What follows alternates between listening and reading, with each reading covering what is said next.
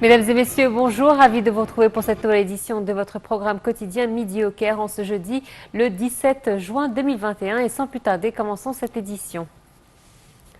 Alors, la présidence américaine a envoyé son envoyé spécial pour le climat, John Kerry, qui a confirmé le soutien des États-Unis aux efforts déployés par l'Égypte dans le domaine de l'énergie renouvelable, soulignant que son pays inciterait les compagnies américaines opérant dans le domaine des projets de l'énergie renouvelable et les véhicules électriques à investir en Égypte.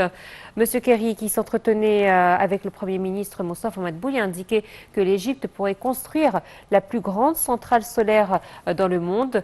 Kerry et Madbouli ont examiné la coopération entre les deux pays dans le domaine des questions relatives au changement climatique. Le Premier ministre a confirmé à cet effet que l'Égypte est l'un des pays qui ont respecté leur engagement à faire atteindre à 42% le taux d'énergie renouvelable dans l'ensemble de l'énergie utilisée dans les 10 dernières années, outre le mémorandum d'entente signé récemment avec une compagnie allemande dans le domaine de la production de l'hydrogène vert.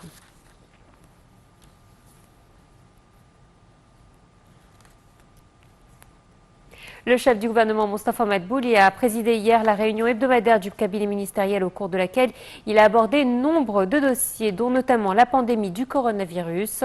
Le Premier ministre a examiné les chances de coopération avec la France et l'Arabie saoudite à la lumière des accords conclus récemment avec la partie française et les réunions du ministre du Commerce et de l'Industrie avec son homologue saoudien. La ministre de la Santé, Hala Zaïd, a pour sa part passé en revue les derniers développements de la pandémie du coronavirus dans le pays. Elle a fait état de la régression du taux d'infection hebdomadaire, ajoutant que l'Organisation mondiale de la santé soutenait les efforts déployés par l'Égypte pour fabriquer les vaccins anti-Covid.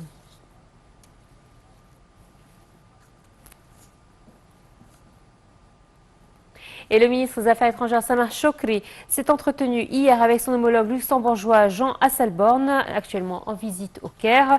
L'entretien tenu au Palais El Tahrir a porté sur les moyens de renforcer les relations égypto-luxembourgeoises dans les divers domaines et sur les questions régionales et internationales d'intérêt commun. Les deux ministres ont tenu une conférence de presse conjointe au terme des pourparlers.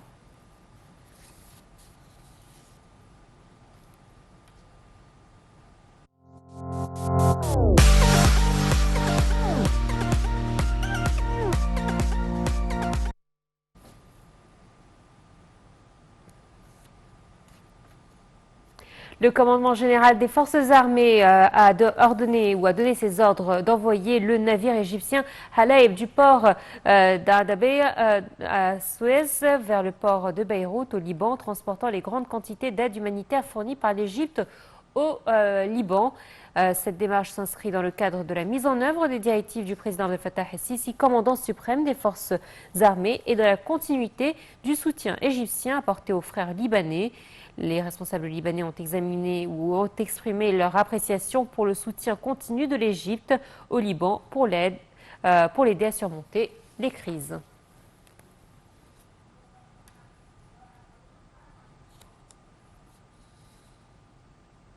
Le ministère de la Coopération internationale a organisé une réunion égypto-soudanaise dans le cadre des préparatifs des réunions de la première session du comité supérieur conjoint sous la conduite du Premier ministre Dr Moustapha Madbouli et du vice-président sud-soudanais pour les affaires économiques James Wani, en application de l'accord créant le comité supérieur conjoint signé en janvier 2021. La réunion a porté sur la coopération entre l'Égypte et le Soudan du Sud à travers la mise en œuvre d'un certain nombre de projets de développement dans le cadre du souci de renforcer les relations bilatérales. L'Égypte a déjà mis en place 3 écoles égyptiennes au Soudan du Sud et une branche de l'Université d'Alexandrie est en construction, en plus de l'éclairage de 4 villes grâce à l'inauguration des réseaux électriques dans les villes de Bor, Rumbek, Yambio et Wo. La réunion a également abordé l'importance de contribuer au processus de développement au Soudan du Sud et de maximiser les avantages communs des capacités et des ressources naturelles disponibles.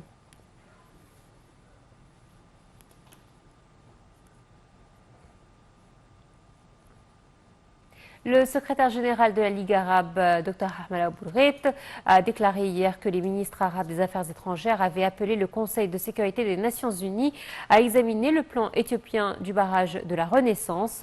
Réunis au Qatar, les ministres arabes des Affaires étrangères se sont mis d'accord sur un nombre de mesures à entreprendre graduellement en vue de soutenir l'Égypte et le Soudan en vue de résoudre ce litige. Ils ont appelé Addis Abeba à stopper toute mesure unilatérale pouvant porter atteinte aux droits de l'Égypte et du Soudan en eau du Nil. La Ligue arabe a déclaré dans un communiqué que ces mesures incluent la poursuite de la seconde phase du remplissage du barrage cette année durant la saison des pluies, sans un accord sur les règles gérant le remplissage et l'exploitation du barrage. Le Caire et Khartoum se sont mis d'accord le mois courant pour travailler conjointement sur tous les niveaux afin de pousser l'Éthiopie à reprendre les négociations afin de parvenir à un accord équitable et contraignant.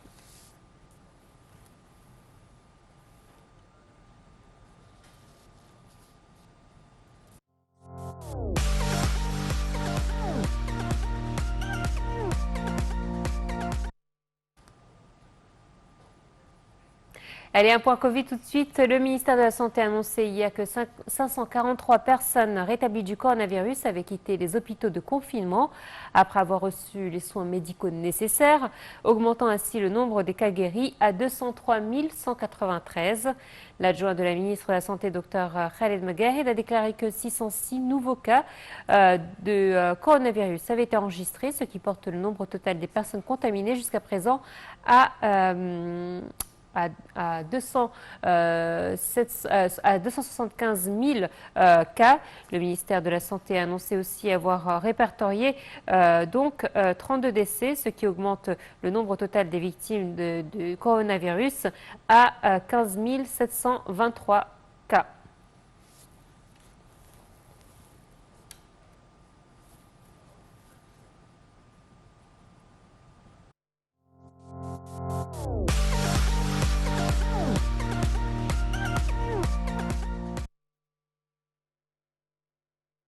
La ministre du Plan et du Développement économique, Hala Saïd, a annoncé hier que le volume des échanges commerciaux produits non pétroliers entre l'Égypte et l'Arabie Saoudite avait dépassé les 4,4 milliards de dollars en 2020.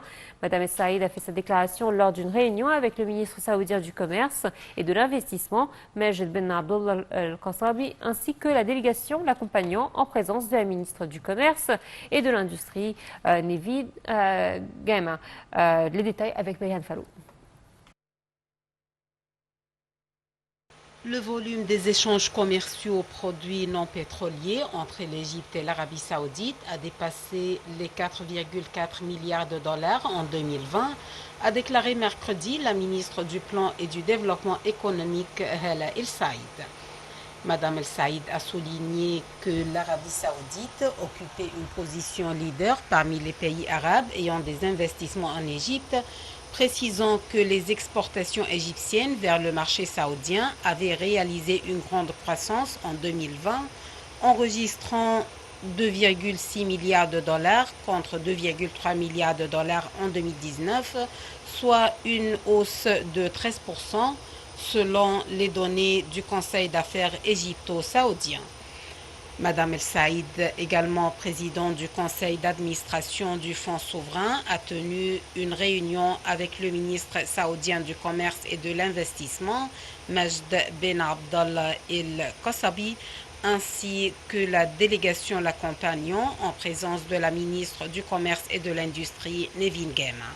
La ministre a souligné l'importance de promouvoir les relations entre les sociétés d'affaires égyptiennes et saoudiennes et de renforcer les rapports économiques entre les deux pays dans les divers domaines, notamment de commerce, d'industrie et d'investissement.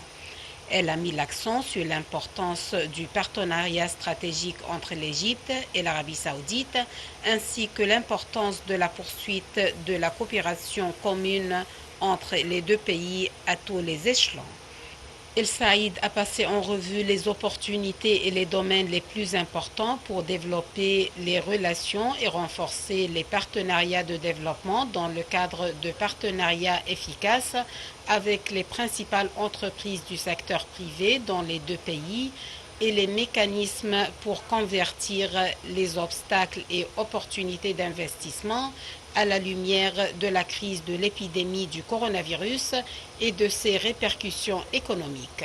Pour sa part, le côté saoudien a fait état des domaines les plus importants dans lesquels les entreprises saoudiennes souhaitent investir, ainsi que le projet leader des entreprises nationales en Arabie saoudite et les réalisations les plus importantes de ce projet.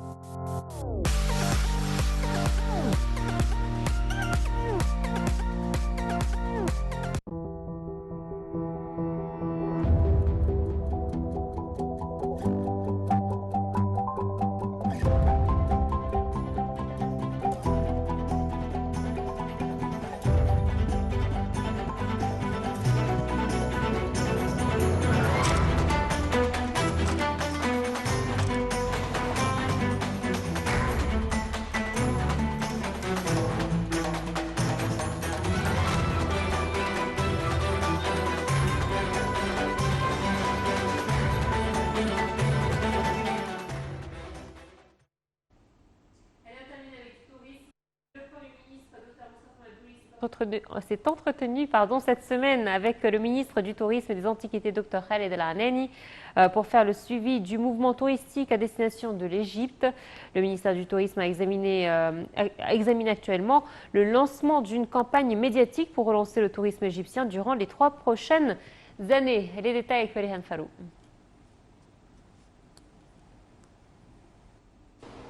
Le ministre du Tourisme et des Antiquités, Khaled El Anani, a passé en revue le mouvement touristique en Égypte pour la période juillet 2020-mai 2021 avec le chef du gouvernement, Mostafa Madbouli. Il a évoqué le nombre de touristes, leur nationalité et les périodes qu'ils ont passées en Égypte, ainsi que l'application des mesures de prévention dans les diverses destinations touristiques, dans le seul but de juguler la propagation du coronavirus.